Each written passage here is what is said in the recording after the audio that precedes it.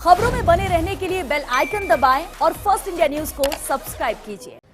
तो राज्यसभा का दंगल जारी है, जिस तरह से आज प्रेस कॉन्फ्रेंस भी की गई है अविनाश पांडे की तरफ से, लेकिन बेहद अहम है ये चुनाव आंकड़ों के लिहाज से। और चलिए आपको ग्राफिक्स के जरिए बताते हैं कि आखिर कहां किसके पास कितनी संख्या है, इसे जरा समझने की कोशिश की। कांग्रेस जहां पर 107 विधायक कांग्रेस के साथ है, इसके अलावा बीजेपी के पास 72 विधायक है खुद के, लेकिन बीजेपी के साथ आरएलपी है जिनके पास 3 विधायक है।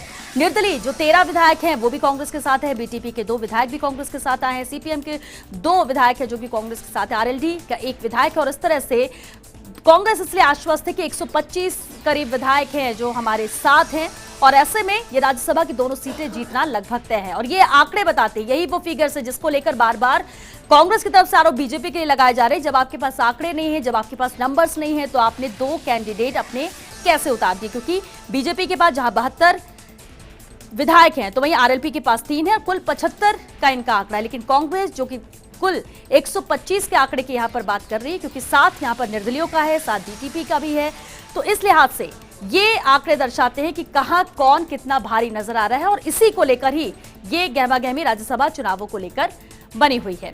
और चलिए इस पर बातचीत के लिए सीधे रुख करते हैं सहयोगी नरेश शर्मा का, जो कि जेडब्ल्यू मैरिट पर मौजूद हैं। नरेश जी, बेहद अहम है, जैसे जैसे दिन आगे बढ़ रहे हैं ये बहुत ही खास होता जा रहा है कि 19 जून को आखिर होगा क्या। लेकिन क्योंकि विधायकों की मौजूदगी जेडब्ल्यू मैरिट में है, लगातार यहां पर कार्यशाला भी हो रही है, व्याख्यान भी दिए जा रहे हैं, तो इसके साथ साथ उनके एंटरटेनमेंट का भी खास ख्याल रखा जा रहा है, मनोरंजन को भी ध्यान में रखा जा रहा है। लेकिन राज्यसभा चुनाव के मद्देनजर कब तक इन्हें इनकी ट्रेनिंग दी जाएगी, क्या कुछ आज निकल कर आया है जेडब्ल्यू मैरिट से?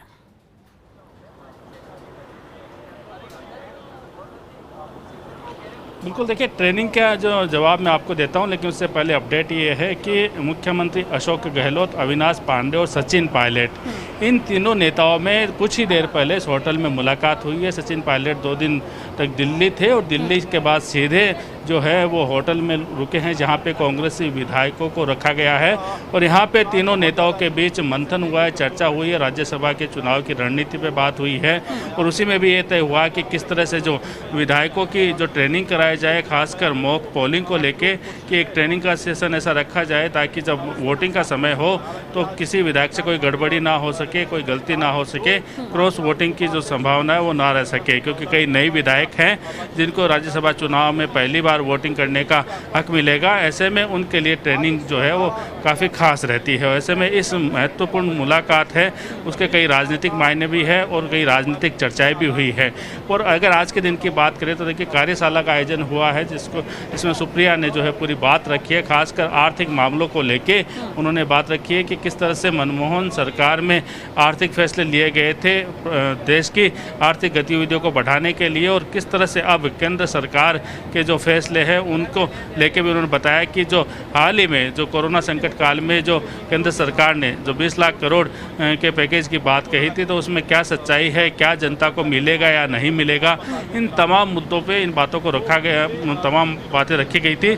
और इस सेमिनार में जो है मुख्यमंत्री अशोक गहलोत भी शामिल थे, अविनाश पांडे शामिल थे, उन्होंने भी परिचर्चा में हिस्सा लिया, तमाम विधायक शामिल थे। लेकिन इन सब के बीच अहम है आज अविनाश पांडे का मीडिया से मुखातिब होना, और उन्होंने तमाम मुद्दों पे बात की है, उन मुद्दों पे जिन को लेके जो प्रदेश की जनता है वो जवाब जानना चाहती है, तब सभी सवालों का जवाब उन्होंने दिया है। फ़ोन टैपिंग से लेके विधायकों को प्रलोभन देने के मामले तक उन्होंने बेबाकी से अपनी बात रखी है। इसके अलावा भरत सिंह का जो पत्र है और साथ में मंत्री रमेश मीणा की गैर मौजूदगी, इन पे भी सभी जो सवाल थे उनके जवाब दिए हैं। लेकिन उनका खास बात जो बात कही है, उनका ये कहना था कि कांग्रेस पूरी तरह से एकजुट है, 13 निर्दलीय विधायक बिल्कुल साथ में हैं, बीटीपी के विधायकों का समर्थन प्राप्त और 125 का आंकड़ा कांग्रेस के पास में है। लेकिन साथ में उन्होंने ये भी कहा कि कांग्रेस के पास 2 जो सांसद जीतने के बाद भी अतिरिक्त वोट है, लेकिन उसके बावजूद उन्होंने तीसरा कैंडिडेट खड़ा नहीं किया, जबकि भारतीय जनता पार्टी के पास एक कैंडिडेट जीतने के अलावा जो है वो वोट नहीं थे, इसके बावजूद दूसरा कैंडिडेट खड़ा किया। यानी भारतीय जनता पार्टी ने हॉर्स ट्रेडिंग को बढ़ावा दिया है, उन्होंने कोशिश की है, प्रलोभन दिया है। साथ में उन्होंने उन्होंने भी ये भी कहा है कि तमाम जो बातें हैं वो आला कमान तक भी पहुंचाई गई है और हो सकता है 19 तारीख बाद इसके कई बातें हैं वो सामने आएँ।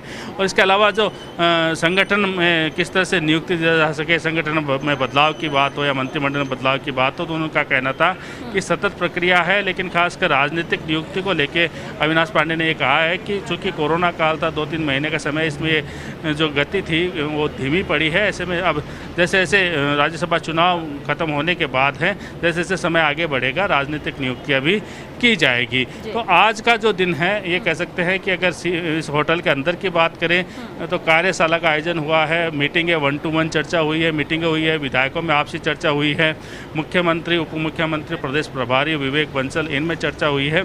और शाम को जो है विधायकों को फिल्म दिखाई जाएगी। लेकिन इसके बाद अब चूँकि दिन काफ़ी कम बचे हैं तो अब ट्रेनिंग प्रोग्राम है वो रखा जाएगा, मॉक पोलिंग का जो प्रोग्राम है वो रखा जाएगा।